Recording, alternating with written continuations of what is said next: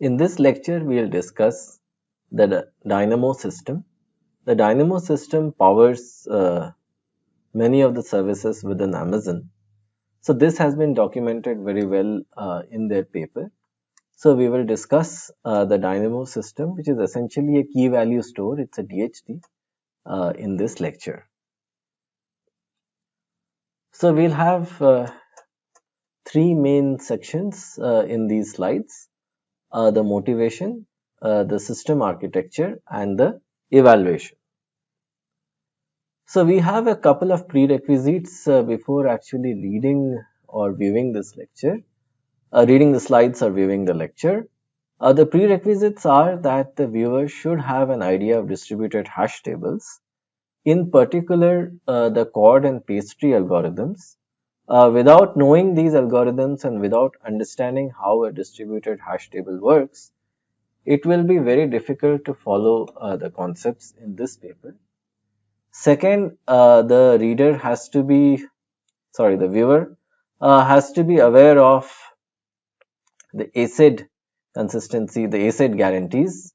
So ACID stands for atomicity, consistency, isolation, and durability. So these four concepts in the world of databases, they should be known to the viewer. And finally, the viewer should have some idea of consistency models in distributed systems, notably eventual consistency. Eventual consistency refers to a model where a write is ultimately visible, right? So all writes are ultimately visible. This is eventual consistency.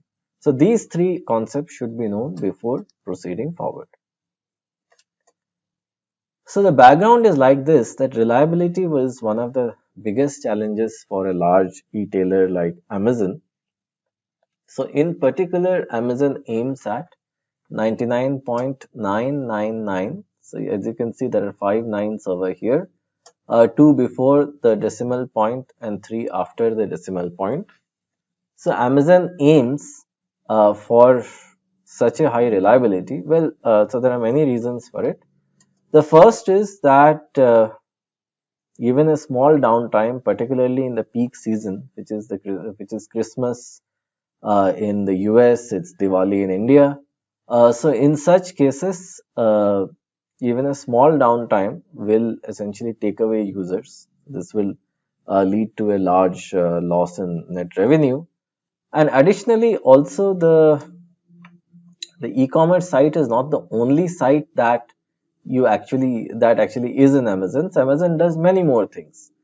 So Amazon has sites for web services. Amazon has a lot of sites for all the vendors that keep uploading the details of their products. Amazon has internal sites for payment to the vendors, for ads, for a lot of things, right? So in this case, given that Amazon is involved in so many things, there is a need to have a very high reliability.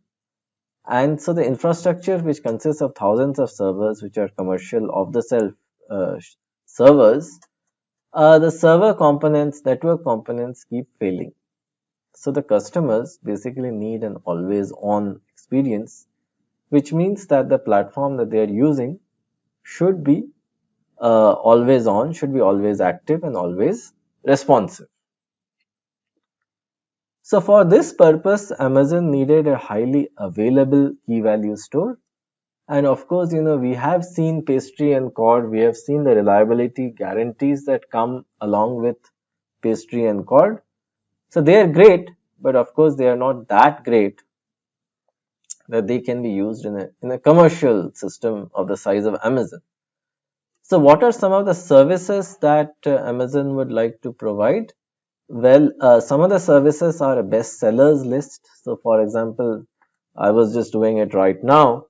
That currently when this video is being recorded, we are in a lockdown in India, and so there was some news that e-commerce might open today, which it hasn't. But at least what I was trying to do is I was trying to see what are the new bestsellers in the world of electronic gadgets, and thankfully many sites like Amazon have a bestsellers list which I can check. Then of course shopping carts, which are very important, right? So these are digital shopping carts where whatever I want to buy, I add them to a shopping cart. Then we can have customer preferences. So customer preferences are things that I've bought before, and also you would have seen that Amazon suggests a lot of products that I can buy based on my sales, based on things that I've bought before. Those kind of things. Sales rank, so the ranking of products. So if let's say I want to buy a DVD player, it will show me the rank of the products and the product catalog, of course. This is something that many of the vendors see when they are uploading products. So as I said, across users, across vendors, there are a lot of things, lot of services that Amazon typically provides. And also these services keep on increasing. So this paper is an old paper published in 2006. And after that, Amazon has grown many, many times. So even in 2006, Amazon was still very popular. It served 3 million shopping checkouts in a single day, and it was managing thousands of sessions. So the way that it was doing it was that it just had a DHT. So if you would recall from our discussion on pastry and chord, the DHT is a structure which can expand, which basically means that at the time of peak demand, let's say at the time of Christmas, what can happen is that we can take an additional data center and the DHT can sort of expand, and the keys can get redistributed. So the DHT can grow and shrink based on the demand, which is one of the key advantages of the DHT. So of course here the assumption and requirements are that it's a large system. We need a simple semantics. So we'll provide a simple key value access. ACID properties, well, in a large system, A, I, and D, which is atomicity, isolation, and durability. These three properties have to be provided. So Amazon does kind of relax the consistency requirement. We will see how. And furthermore, there has to be some service level agreement, which means that, so here it is important for me to mention that Dynamo, from the point of view of Amazon, is an internal service. It's not an external service, but it is a service which is internal, which means that other services within Amazon, they use what Dynamo provides. So service level agreement is required even between Amazon and third parties, and between one branch of Amazon and another branch of Amazon. So in this case, the typical service level agreement, the way that it looks, talks about, let's say, the mean latency.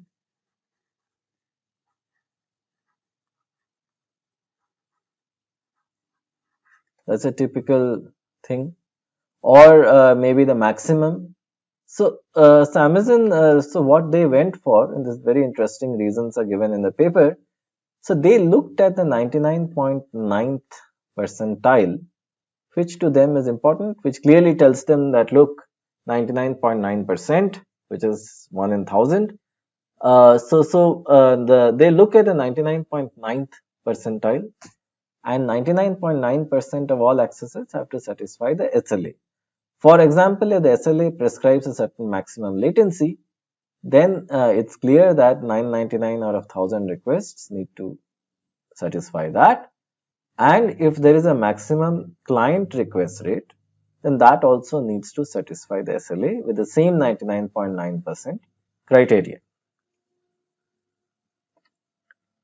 So as we are discussing a single Amazon page that you see, if you search for something, is actually a very, very complicated process. So the way that Amazon actually works is that it gets the client requests.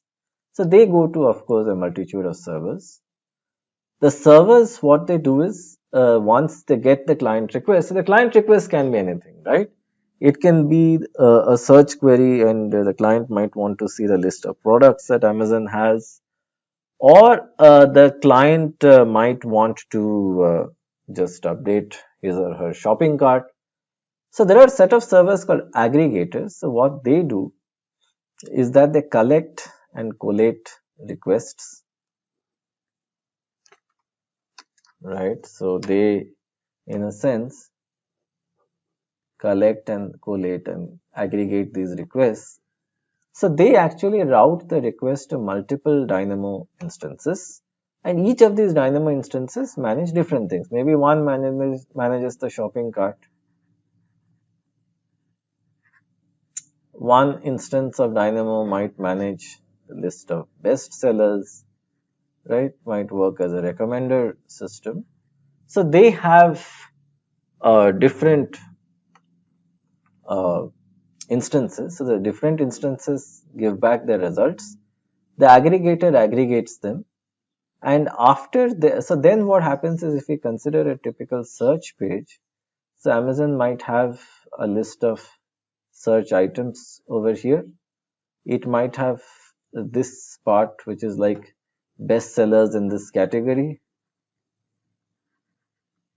It might have another part of the page which is this, which could also be customers also bought. So we also see that, right? That customers also bought similar items.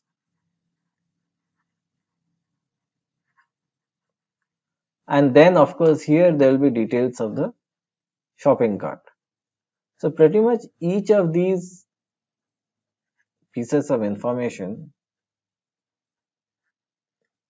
are being produced, created by different Dynamo instances, and these Dynamo instances produce this information, which is subsequently aggregated by these aggregator servers, and then a web page is created, and the web page again comes back to the client, and the client can see the structure of the web page on the browser.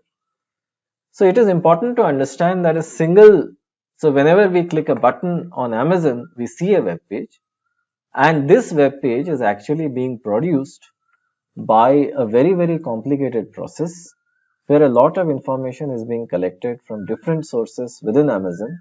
Everything is brought into the same web page and shown to the client.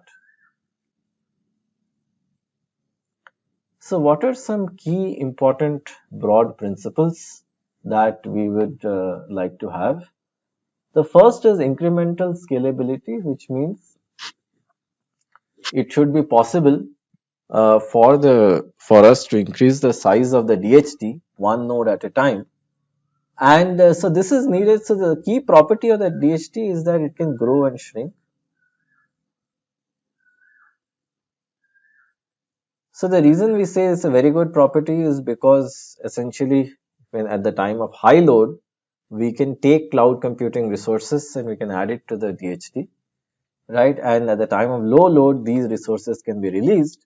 So then Amazon can, for example, give its compute power off to individual users where they can use it for something like Amazon Web Services, right? They can use it to do their assignments, run projects, and so on. So a DHT gives us a certain amount of elasticity, and the elasticity is a very important property of DHTs. Then of course symmetry, which means all the nodes do the same thing. We have already seen in pastry and code that this is the case. This is indeed a peer-to-peer system. So this is a type 2 DHT, decentralization.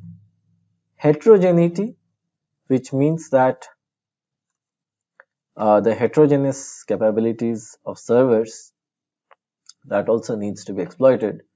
Because one thing you need to understand that whenever such DHTs are created, which are very large, which can consist of tens of thousands of nodes distributed across many, many data centers in the world, all the nodes will not have the same compute capability.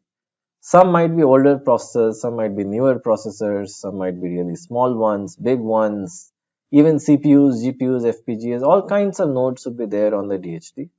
So essentially ensuring that all of them would actually execute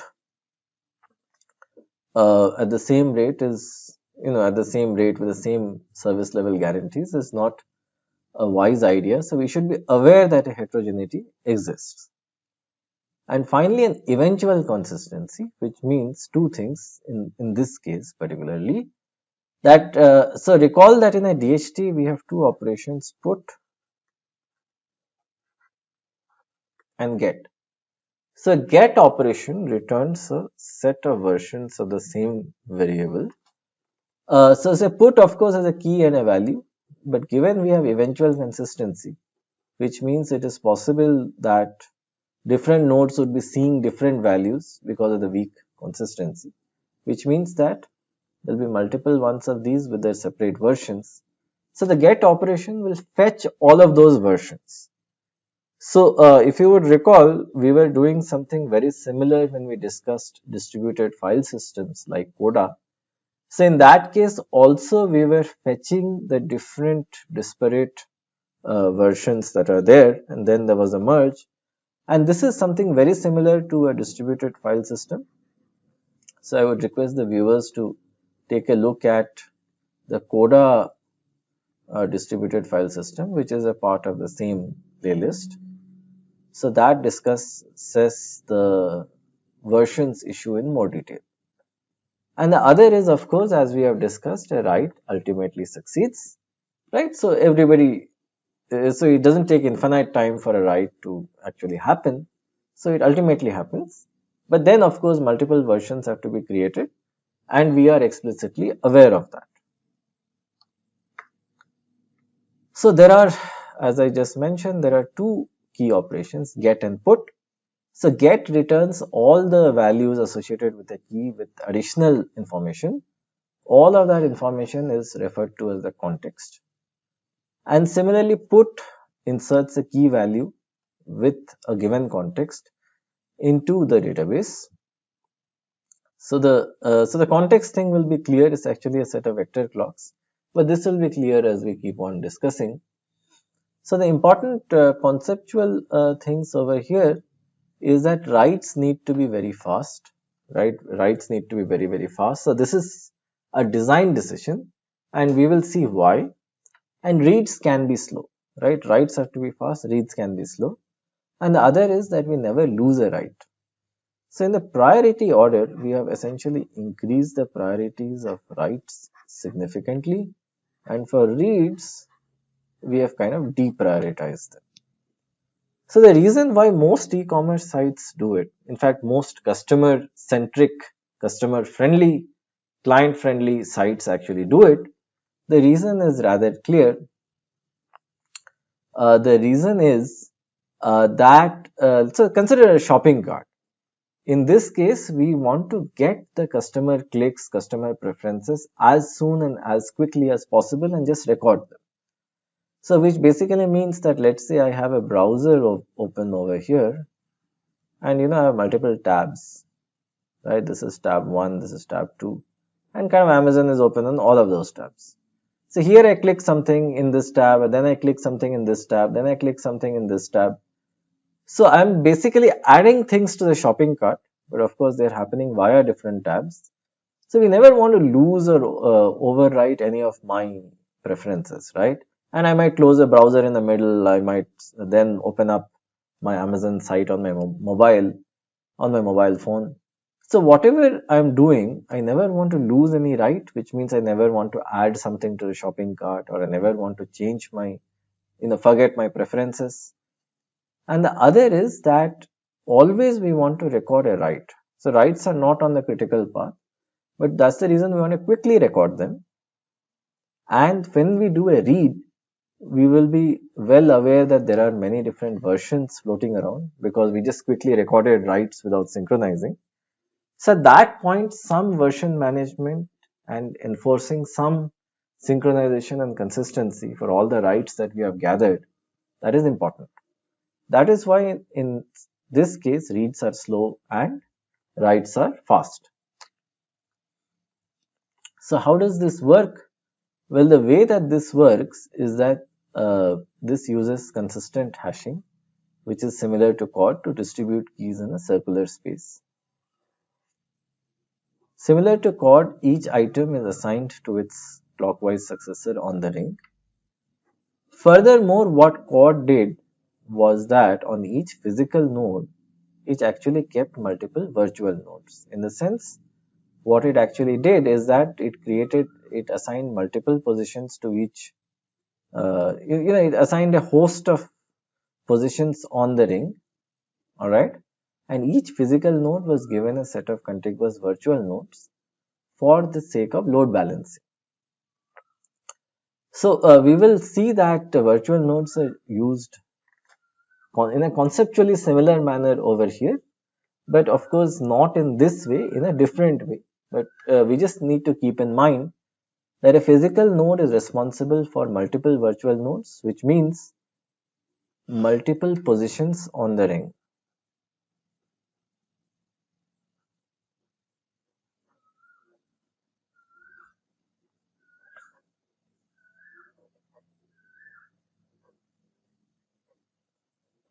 Right? So they were contiguous in chord, but they need not be contiguous over here. So we will see. So fault tolerance, what we do is that the key is assigned to n successors called the preference list. So if this is the part of the ring and these are all our successor nodes, and in a sense if our key is mapping over here, so we assign the key to n successors, also known as the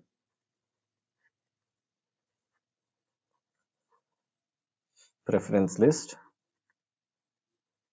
So in this case, what happens is that there is a degree of redundancy in our system where n successors all have the key and the value, such that if any one of them is down, then of course the other ones can supply the data.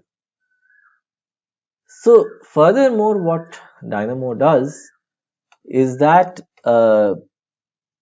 it tries to distribute them across different physical locations, where these physical locations are on different data centers. So of course now if you actually look at the key space, I'm just drawing a part of it. So it is pretty much possible that maybe these two nodes are on the same data center. But then what Dynamo would do is that it would skip the second position and instead consider this as the second successor. The first successor, the next one which is in a different data center is in the second successor. So essentially when we are talking of n successors, there are n successors located in different physical nodes which are preferably in different data centers, right? So n successors should not be interpreted as n successors on the ring, rather they are successors on the ring, the closest successors on the ring.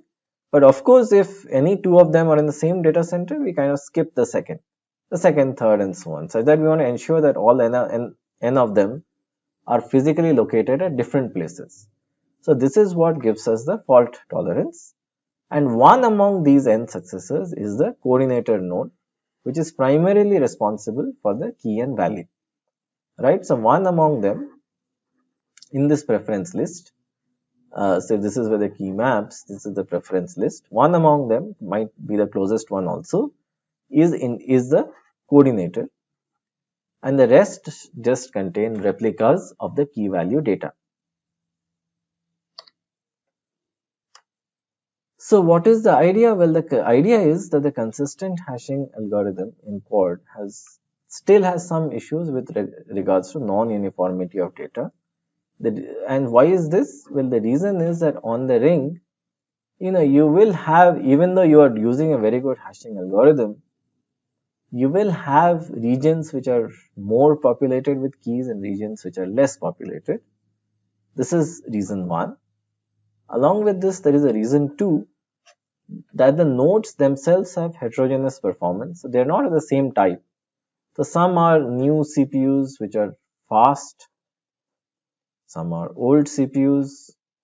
We can have ultra fast FPGAs with very high throughput. So of course latency might be low, but throughput will be very high. We can have other kinds of futuristic hardware, custom accelerators and so on. So what we actually do is that each node is assigned to multiple positions. These multiple positions are also called tokens on the ring. And each range of keys that position is responsible for, which it means it's a successor of, is assigned to a virtual node within the physical node. Right? So let me see, I have a small figure over here that explains the same concept. So what we have here is we have a ring. We have a ring where all our hash functions are distributed.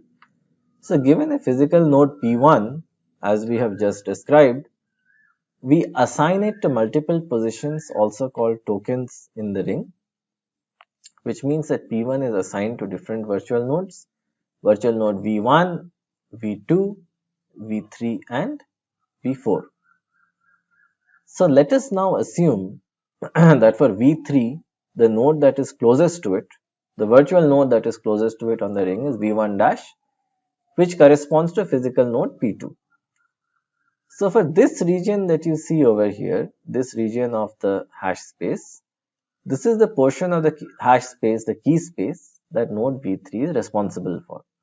So what we have essentially done is that we have taken the key space, which is a very large circle, and in the key space we have assigned multiple positions, multiple tokens to each physical node P1. Each of these positions is a virtual node.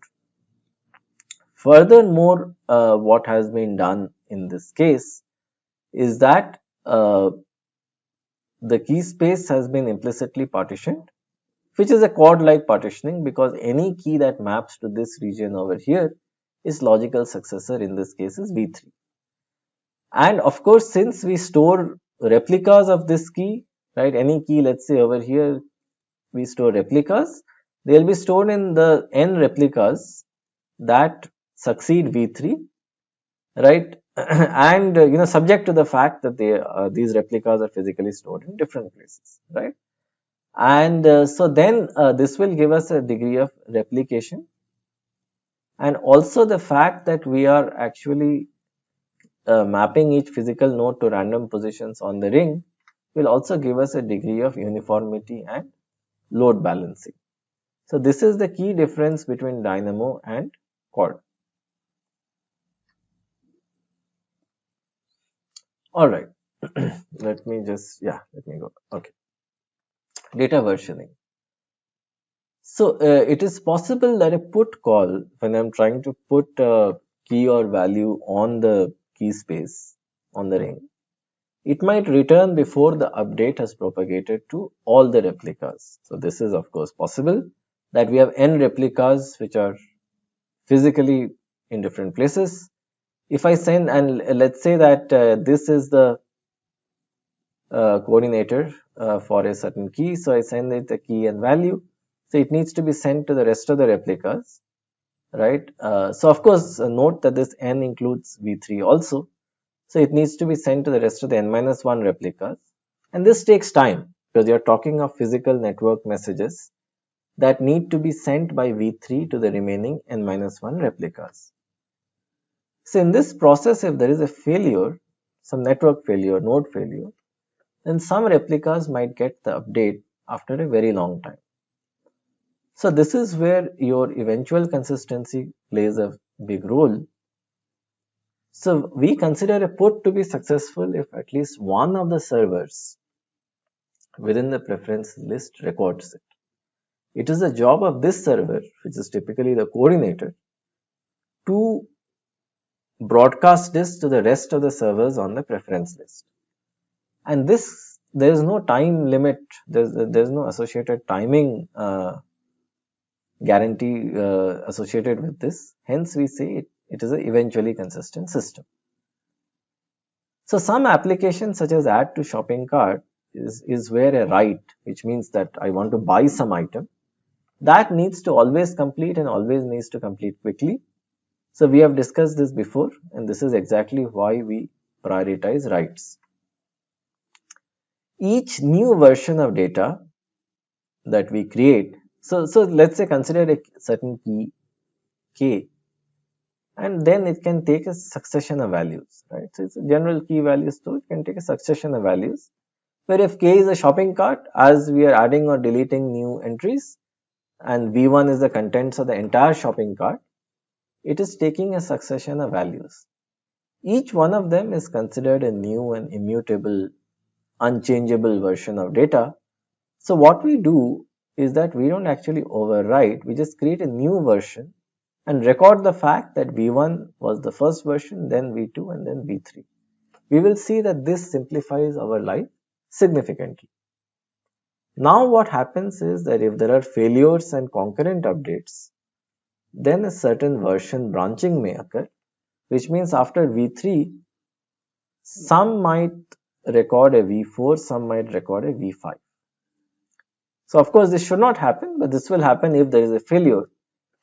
So at the time of reading data or at the time of final checkout, there is a need to actually merge V4 and V5, and this merging can be done in two ways, either generic logging, which means at the server side. It is a general way of merging. So one way of merging shopping carts is that, look, if I added two items at different points in time and I have not removed them, then maybe I want to buy both, so I just can merge them. However, as we have seen, so this is very similar to what we had discussed in Coda. So in Coda, what we had seen is some of these updates are not possible to merge. So it's possible that in one server records, let's say add an item, another one records remove the same item. What do we do? If they are roughly in the same window of time, we are never sure if the customer actually wanted to add it or add it and then remove it, or what was the intention, right? And so basically this can further get complicated. Of course, let's say that let's assume previously there was one add item, and then we add one more. So the relative timing of add and remove can make it complicated because we would not know which one came first, which one came later. So in some cases it can matter, in some cases it will not matter. But in these cases, it might be a good idea if the client-side browser actually tries to resolve the issue on its own, particularly if there is an issue that there is conflicting information and this cannot be resolved automatically on the server side. So the way that we manage versioning is that we use a vector clock. A vector clock contains an entry for each server in the preference list. So whenever a server updates the object, it increments its vector clock. So this is very similar to CVV in Coda. And if there are concurrent modifications, then what will happen is that a get operation will return all the versions, which it should, and after that some kind of a version merging reconciliation is attempted. So this is how an example would look, that let's say there is a write operation which is handled by server A. So the first vector clock V1 would look something like this, that this is version 1 created by server A. Then again, if there is another write that is handled by server A, it will just increment the vector clock and make it A2. After this, it is possible that some failures or some branching may occur in the network. So it is possible that a write is handled by B. So in this case, the vector clock will be A2, B1. And we can have a simultaneous branching where a write is handled by C. In this case, it will be A2 and C1. Then of course, there is a need to reconcile the writes. So when we reconcile the writes, we reconcile the vector clocks as well. And if A is doing it, it will increment A2 to A3. This we can see over here. And the rest of the entries just get copied. So this basically means that any subsequent version will have to inherit from here. And this version has essentially reconciled all the paths. So using vector clocks for reconciling conflicting data, for reconciling divergent data, is a common pattern in distributed systems. And this is almost, so we will see that this is a common pattern, it's a recurrent pattern. and almost all such systems use it to varying degrees. So how do we exactly do a get and put? Well, so similar to pastry, we send a request to any node that will forward it to the coordinator. So then, basically, if we don't know the coordinator, we try to find the coordinator. Or given the key, we try to directly find the successor of the key. Then the nodes would ideally access the entire preference list and send or receive data from the entire preference list. So the preference list in itself is organized in a kind of special way. So we define a read quorum and a write quorum. So a quorum is like an extension of the notion of a majority. So let us say that, if you consider any voting system, if a majority of the nodes agree for doing something, then we say that, that is a decision of the entire group. So in this case, when I'm talking of a read quorum of R nodes, this basically means that I read the data from R nodes, and that is sufficient to tell me what the data is. And if there is a write quorum of W nodes, it means whenever I do a write, I need to send it to W nodes. So the classical equation that we hold in all that holds in all quorum systems is R plus W is greater than N. So we will see why this is the case. So in this case, what happens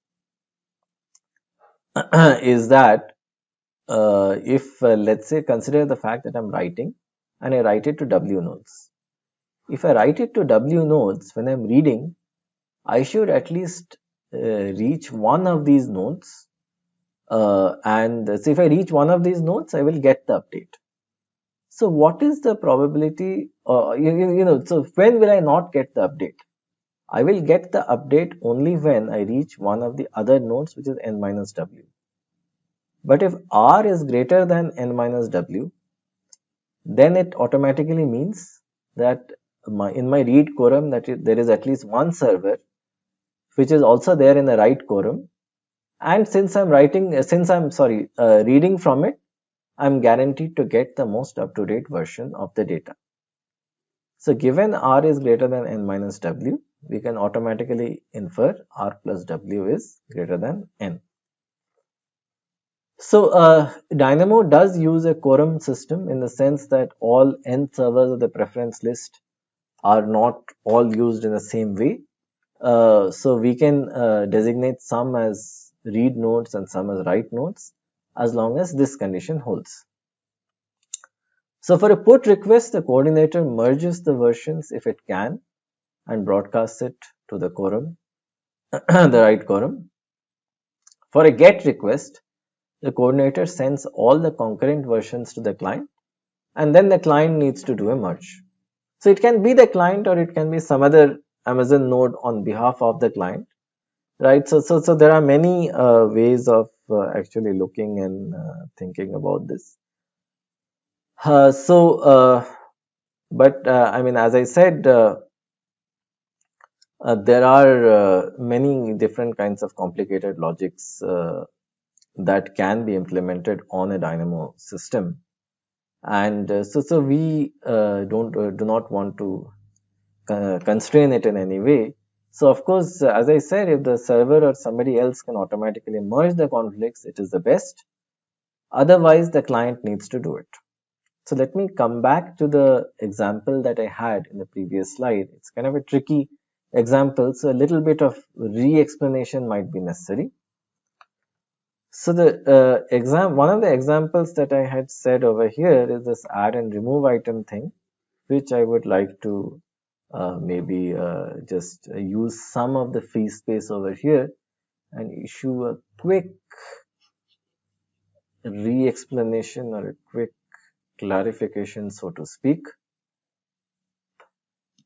So let us say that, so let us construct an example which need not be all that practical, but this kind of will give you an idea of the kind of things that we need to deal with. So consider the shopping cart, and let us say that I added an item So let's say add a phone.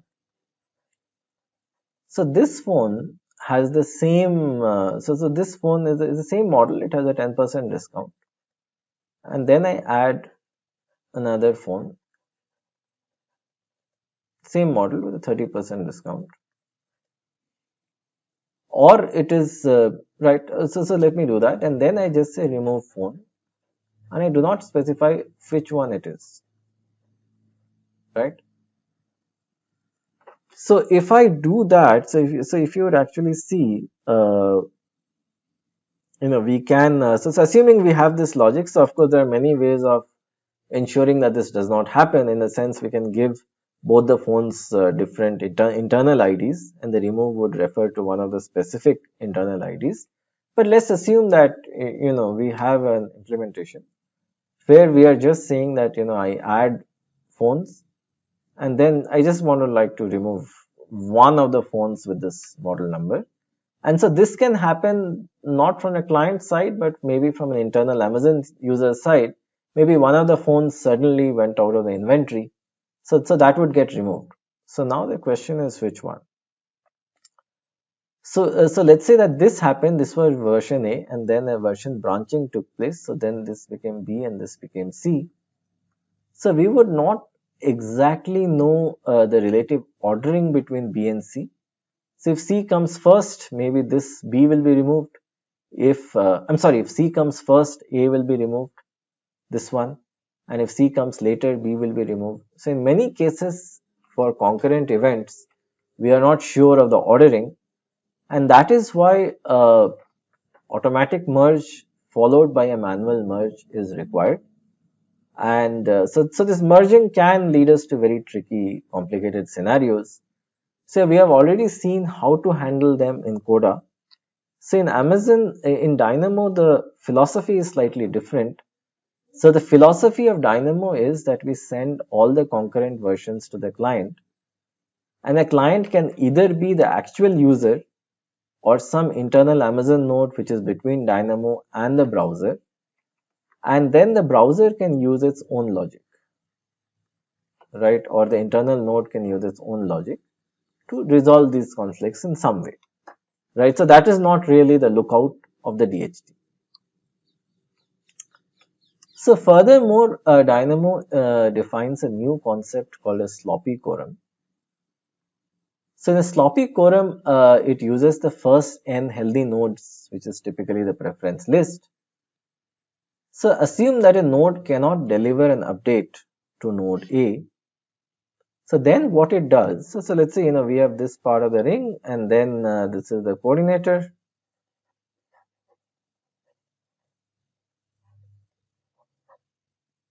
It wants to send an update to node A, but it cannot deliver it. So in this case, what it does is that it actually delivers the node to another node D, and then it asks D, it drops a hint to D that once A recovers, D will transfer the update to A. So this is known as a sloppy quorum because it's not an exact quorum, because the coordinator would still record the fact that A got it even though A actually didn't. But we can think of this as some form of a relaxed quorum where A need not get it immediately, but at a later point in time, some other node which has better access to A can transfer the object to A and kind of give the coordinator a promise back that it will do it. Of course, for additional added reliability, this quorum should span data centers such that our system is as reliable as possible. Okay, now let's discuss more about how we do synchronization across replicas. So recall Merkle trees. So Merkle trees we had discussed in our lecture on Bitcoin and blockchain. So just a quick recap of Merkle trees. So this is a regular tree. So the leaves are the ones that actually contain real data. Then each internal node, each parent just contains the hashes of its children, right? So each of these internal nodes just contains the hashes. And finally, the root of the tree contains the hashes of its immediate children. So if you think about it, if I change the value in any leaf, all of the hashes till the root will change. So the root, in a sense, contains a gist of all the data that is contained in the entire system, right? So if I just recompute the Merkle tree and just compare the contents of the root of the Merkle tree, that is equivalent to comparing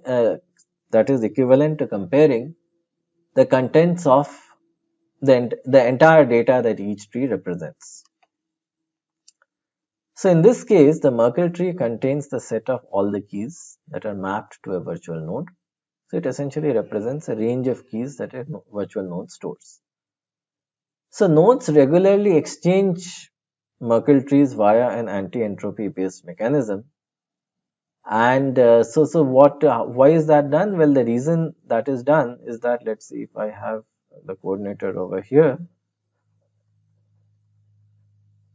and then I have a set of replicas which also contain the data for this, zone. So it is possible that over time, because of lost messages in the network, the data can go out of sync. So in this case, if the data goes out of sync, then there is a problem. So that's the reason for this zone, right? For this zone, the entire data is sent via an anti-entropy kind of mechanism. So nodes regularly exchange Merkle trees to ensure that the replicas are consistent with the coordinator. So trees often have to be recalculated, and if there is a discrepancy, the data has to be merged.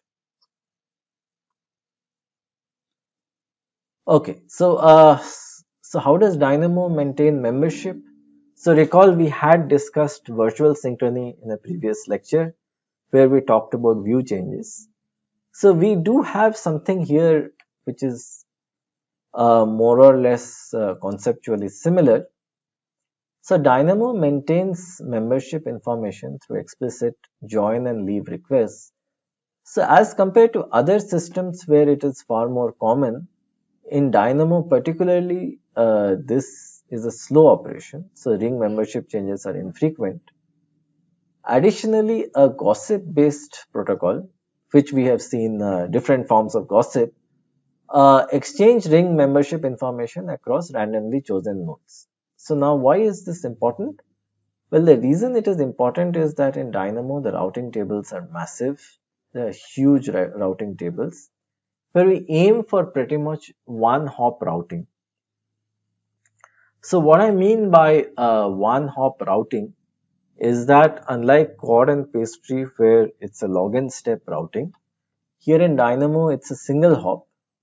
What that means is that I have very large routing tables and I try to reach the node immediately in one step. So all routing, membership and placement information propagates again via an anti-entropy based gossip protocol among all the nodes, and they try to keep the membership information roughly consistent. Of course, it is possible that their logical partitions in a ring can get created because of lost messages, so which basically means that these nodes have no idea about nodes that are in another partition, right? So this information got lost. So we have some seed nodes that act as global directories, which have exact information about each of the nodes in the network. So you can think of these seed nodes as kind of like global aggregators of information of when a node joins and when a node leaves. So these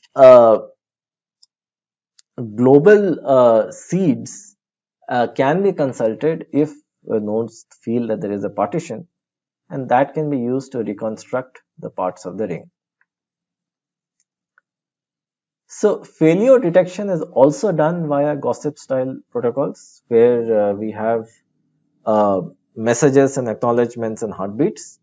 So if we feel that a node is unresponsive for a long time, the other nodes can declare it to be failed and exchange this information via gossip. So of course here the assumption is that epidemic and gossip algorithms are known to the viewer. If the viewer doesn't know about them, then they can look up the course web page and so they'll find the slides, and a video on this is also coming up. So node allocation and removal happens in the same manner as quad, so I'm not going over it. And so it's very similar when a node fixes its own routing table and also adds itself to the routing table of other nodes, and same is true for removal as well. So here, since keys are replicated at the successors, when a new node is added to some of the data is moved from successors to the new node. So some data movement does indeed happen. So that is why node addition and deletion, particularly in this setup with one-hop routing. So there are two things that actually make Dynamo kind of heavy and expensive. One is one-hop routing. The main reason was that in Amazon, when we are browsing it, when we are just searching for new products and we're adding it to our catalog, adding it to our shopping experience, we want a very quick response from the website. That's the reason one-hop routing is required in Dynamo. And the other is, of course, that we maintain n replicas. So both of these things make things slow and make the protocol heavy. And so that is why nodes need more storage. And once when nodes need more storage, then what happens is that any addition or deletion means you have to move in a lot of data. So given the data aspect in mind, when Dynamo was actually evaluated, they compared it with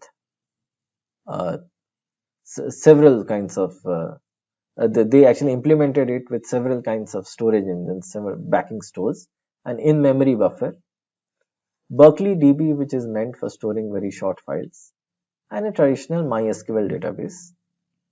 And the entire system was written in Java with Java NIO channels, which are a very fast IO channels, very fast implementation of IO channels in Java.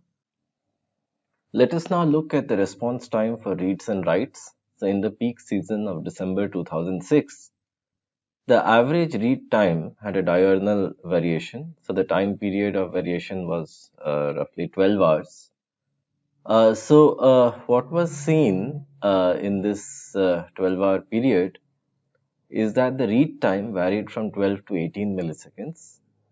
So an astute reader can ask a question that our system was designed to make writes fast, but how come the average write time in the same period is 21 to 30 milliseconds, but the average read time is just 12 to 18 milliseconds? Well, the answer lies in the fact that the writes need to be persisted to durable storage such as the disk in at least one server, right? In at least one of the replicas in the preference list, the writes need to be persisted. Persisted means written to stable, durable storage. And this takes time. In comparison, a read is much faster because most of the data for a read can come into the cache. But the write needs some durability guarantees because at least the A, I, and D properties hold in our system. So that's why writes were still slow, but not that much slower because we do so much to speed up writes. So these were the mean values, the 50 percentile values, but the 99.9 percentile values were roughly 10 times more. So this much of inherent variation was there in the system. Nevertheless, 100 milliseconds or 200 milliseconds is not much, and the user is willing to wait for seconds to get the answer. So this is why the system works, and it's reasonably fast and responsive. So another thing that was compared was buffered writes as compared to direct Berkeley database writes. So buffered writes are writes where we write to the memory, right? So recall that the numbers were 21 to 30 milliseconds and the 99.9 percentile values were 10 times more, which means roughly in the range of 200 to 300 milliseconds. But if we were to consider in-memory writes where we just write it to memory and gradually persist it to disk, and So in that case, the 99.9 percentile values were far lower, between 40 and 60 milliseconds, which is a reasonable idea if we have some reliability guarantees where we know memory is not going to fail. And for Berkeley database writes, where a Berkeley database is a database tuned for small files. So in that case also it was between 40 and 180 milliseconds. So the write time was nevertheless still high if we are not using a full in-memory solution. But of course nowadays the technology has changed. So those days flash memory was not there. But with flash memory, which is a non-volatile storage, these numbers should have become much better. So, as we had discussed, there are two kinds of reconciliation methods. One is we can have a business logic based reconciliation. So, in this case, like a shopping cart, well, we know exactly what is to be done if we have multiple versions of the shopping cart, we merge them. Or if for many other services, we can just have a timestamp based reconciliation, which was there in, as we had seen in the Coda file system, it was there with AFS. So in this case, the last write wins, which means that for the same object, whoever is the last writer is the one who finally decides the state. So of course, in this case, there is no merging. So something like a customer session management, where we are managing the session of a customer, falls into this category. So the last point that we need to discuss is that in our circular ring, for a physical node, there are multiple virtual positions. These are called tokens. So how do we place the tokens? So the first approach is that we randomly place the tokens in the ring. So then what happens is that if this is the ring, this makes a node responsible for random portions of the key space, which means that if a node is over here, then the key space between this and the previous node, all of this is mapped to this node. So any node or addition, of course, in this case is expensive because the key value data has to be migrated and we need to recompute Merkle trees.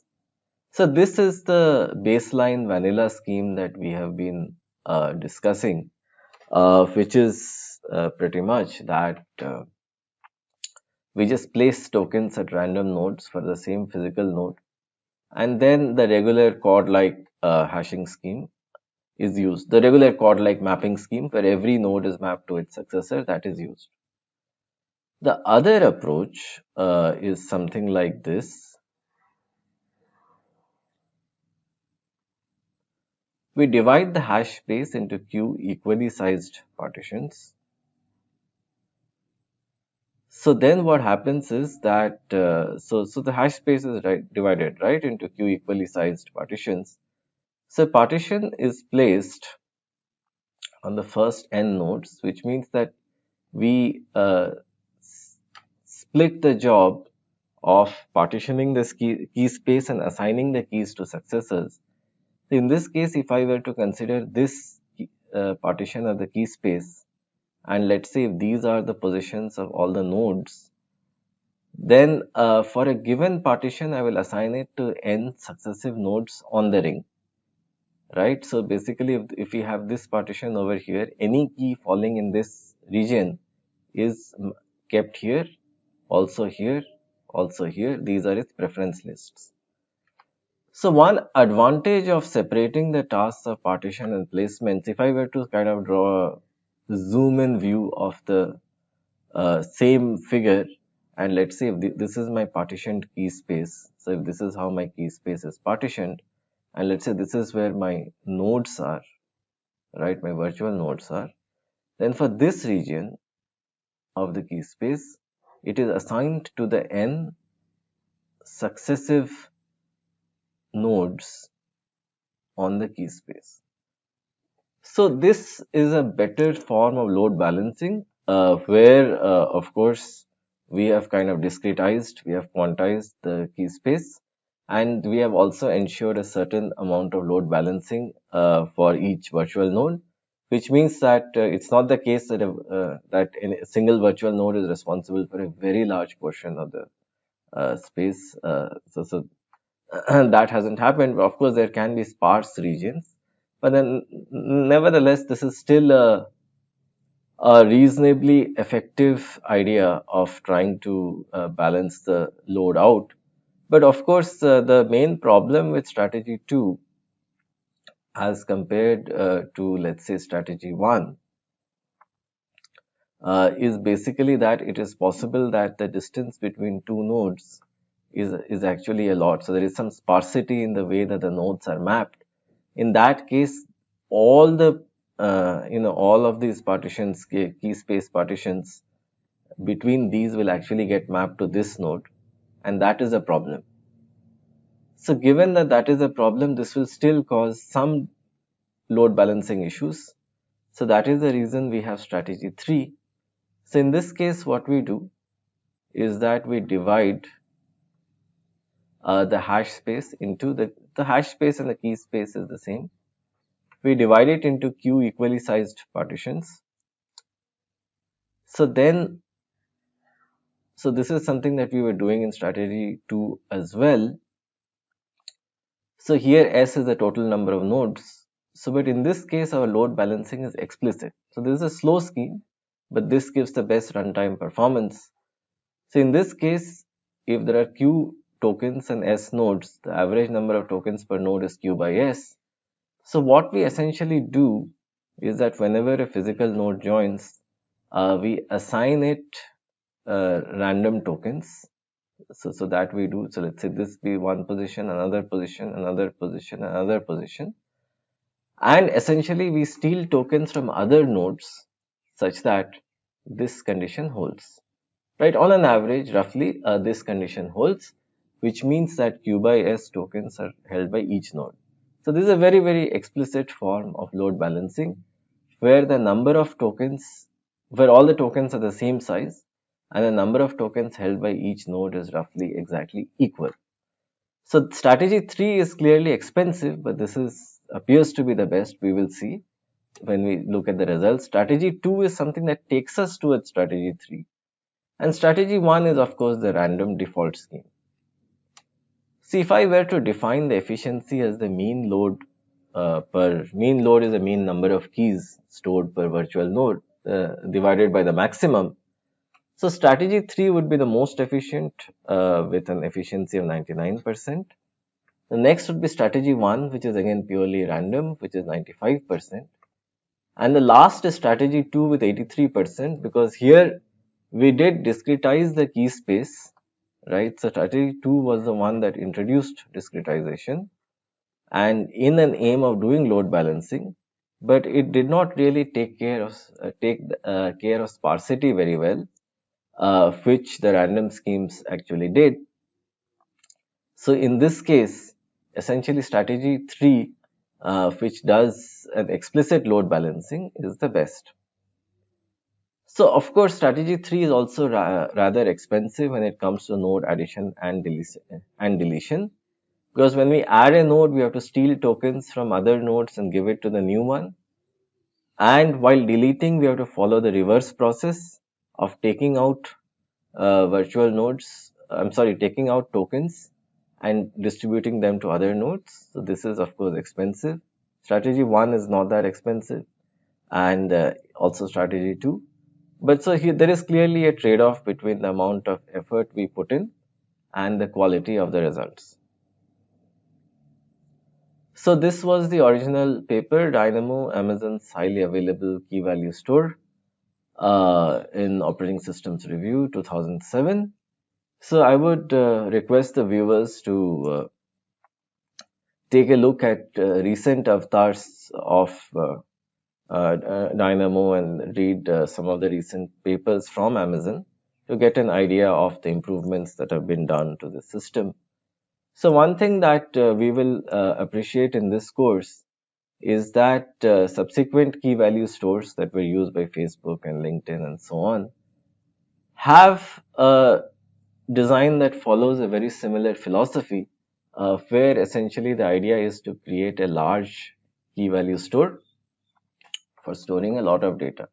So if I were to summarize, the main points of this, of course, was one hop routing, which meant we had to keep massive routing tables. And this also made node addition and deletion expensive.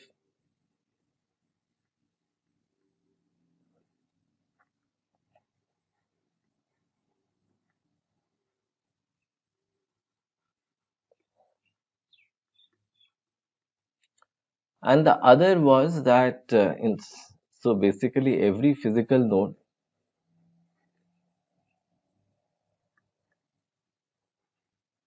was assigned many virtual positions, which of course, as we saw, were random, but kind of intelligent random, where load balancing was explicitly taken care of.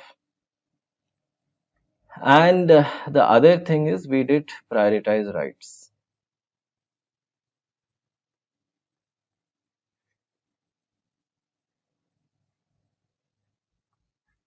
And one way of doing this was by using vector clocks to maintain different versions and merge them when either automatically or using a business logic based merging where the client does the merging.